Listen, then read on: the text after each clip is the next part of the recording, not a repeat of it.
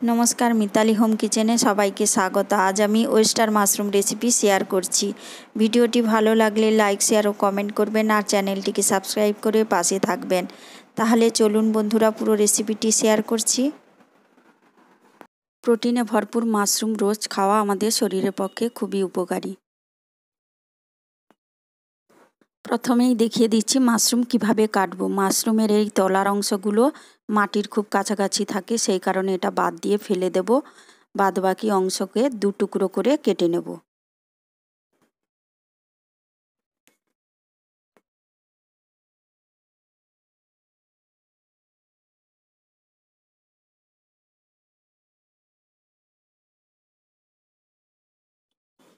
এবার একটা কড়াইয়ের মধ্যে জল দিয়ে দিয়েছি, জলে সামান্য পরিমাণ লবণ দিয়ে দিচ্ছি। এবার কেটে রাখা মাশরুমগুলো দিয়ে দেব। এখানে মাশরুমগুলোকে 5 থেকে 7 মিনিট ধরে ফুটিয়ে নিয়েছি। বাদবাকি অংশগুলোকে কেটে ফেলে দিয়েছি। 5-7 মিনিট হয়ে গেছে। এবার মাশরুমগুলো জল থেকে তুলে নেব। কড়াইতে তেল দিয়ে দিয়েছি, সর্ষের তেল, তাতে সামান্য পরিমাণ জিরে ফোড়ন দিয়েছি। এবার এর মধ্যে দিয়ে দিচ্ছি একটা বড় সাইজের পেঁয়াজ কুচি।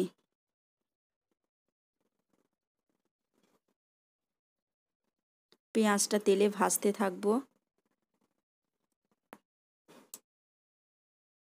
এবার দিয়ে দিচ্ছি রসুন পেস্ট হাফ চামচ পরিমাণ, আদার পেস্ট হাফ চামচ পরিমাণ, দিয়ে আবারও কষাবো।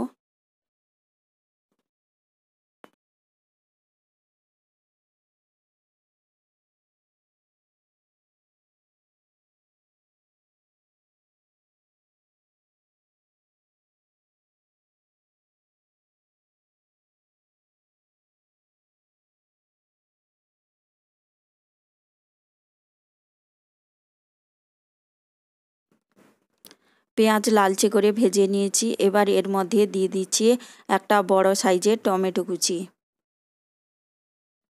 টমেটো ও পেঁয়াজ খুব ভালোভাবে কষিয়ে নেব। দিয়ে দিচ্ছি সামান্য পরিমাণ লবণ।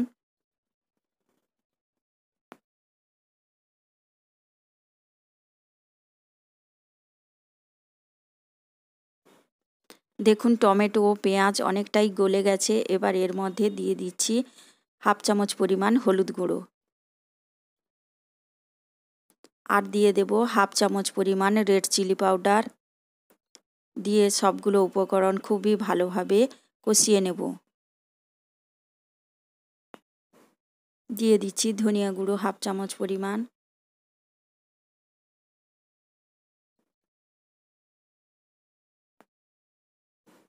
যেহেতু মশলা শুকিয়ে এসছে, সেই কারণে সামান্য পরিমাণ জল দিয়ে মশলাটা খুবই ভালোভাবে কষিয়ে নেব।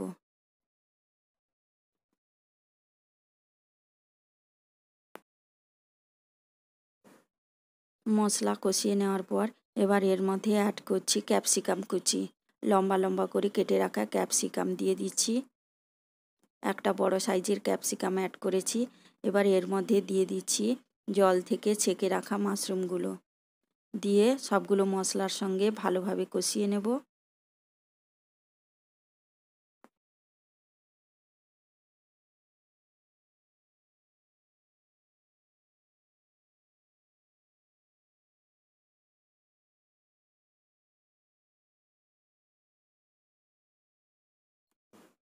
এবার দিয়ে দিচ্ছি পরিমাণ মতো লবণ, দিয়ে আবারও কষাতে থাকবো।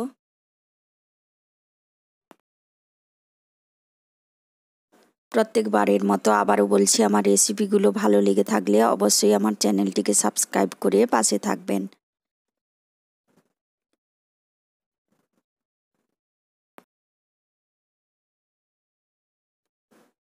মাশরুম কষানো হয়ে গেছে। এবার এতে সামান্য পরিমাণ 1 কাপ পরিমাণ জল অ্যাড করেছি। দিয়ে আবারও খুব ভালোভাবে কষাতে থাকবো। রুটি পরোটার সঙ্গে মাশরুমের এই রেসিপিটি খেতে অসাধারণ লাগে। বন্ধুরা বাড়িতে অবশ্যই একবার ট্রাই করবেন। কেমন হয়েছে কমেন্টে জানাবেন। সব শেষে হাফ চামচ পরিমাণ গরম মশলার গুঁড়ো ছড়িয়ে গরম গরম পরিবেশন করুন মাশরুমের এই রেসিপিটি। নমস্কার।